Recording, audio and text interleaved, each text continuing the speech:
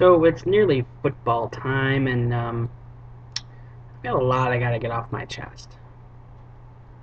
As some of you may know, if you are avid football watchers, there's a current thing going around right now with the New England Patriots, rather, involving an issue that happened during the AFC title game.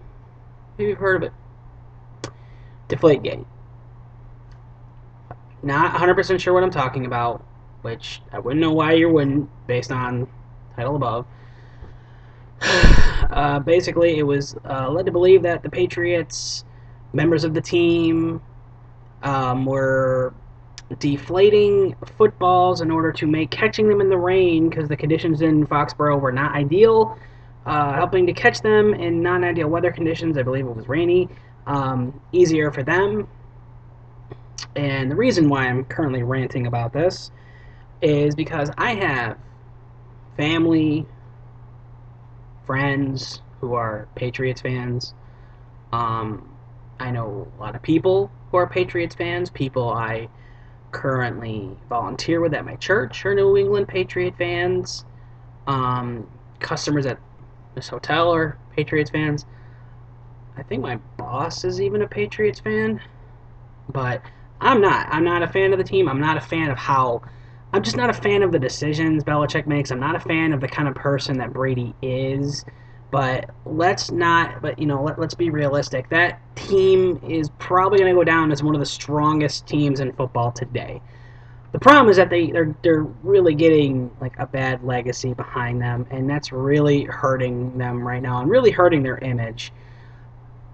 So they're saying New England won that game. I think it's between 13.5 and 14.5 of pounds per square inch of air has to be in every regulation ball, and they're saying that it was 2 pounds per square inch lower on 11 out of 12 of them.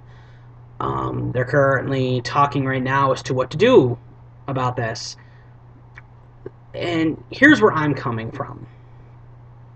As a person who's not a fan, me looking onto it first time going into it, I was like, figures.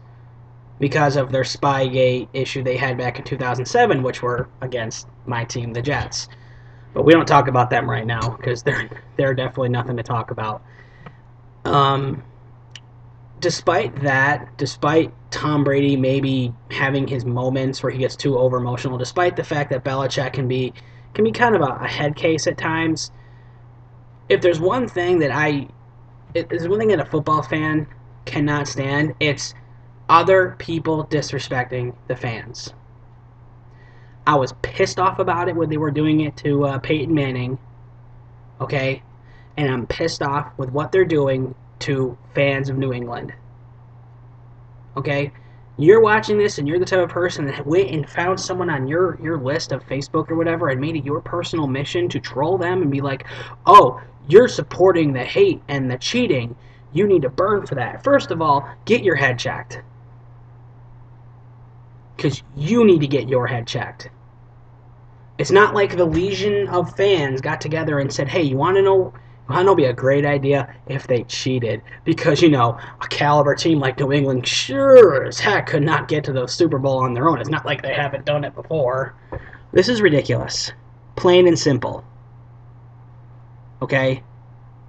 Let the officials take care of what they need to take care of. Let the NFL, let Roger Goodell do what he needs to do. I'm getting so annoyed with all these elitist fans who take it upon themselves to put down, belittle, harass, and even threaten fans of the team because they're fans of the team. I have not met a fan of the team right now, and maybe some of you might have. Some of you who are watching have, okay? Who are like, I don't care. I personally have not met them.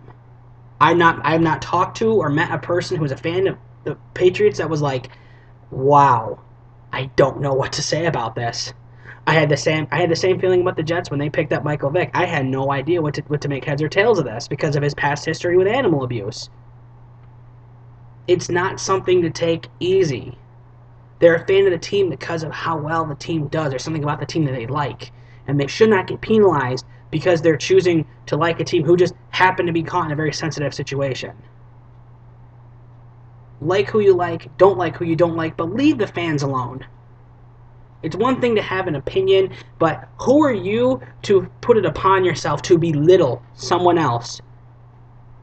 I just got done talking to a really good friend of mine who'd been a New England fan for years. He knew I was a Jets fan, and we used to tease each other over the years. Oh, you better believe a few years ago when we won our playoff game against them, I was like, oh, in your face, and but it was because we won. It's playful bantering. It's playful teasing.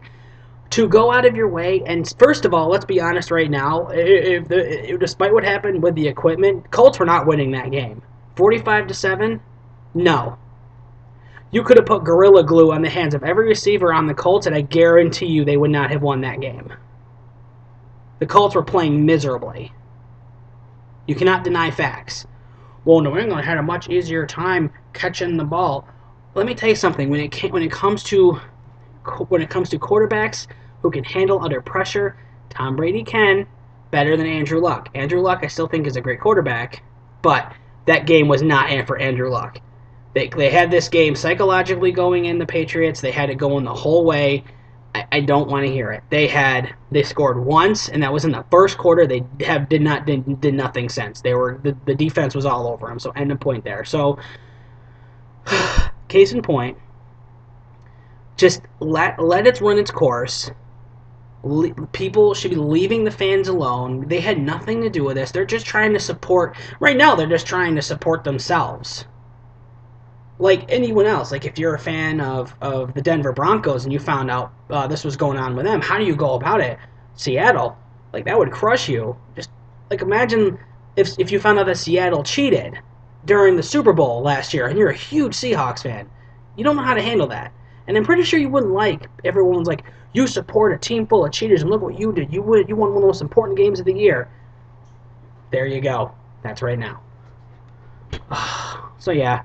Let me know what your 2 cents are on the subject. As a football fan in general, it's one of those things where I'm just like, if the Patriots knowingly did this with the intent of winning through that method, then shame on them, and they should have to pay the consequences of it.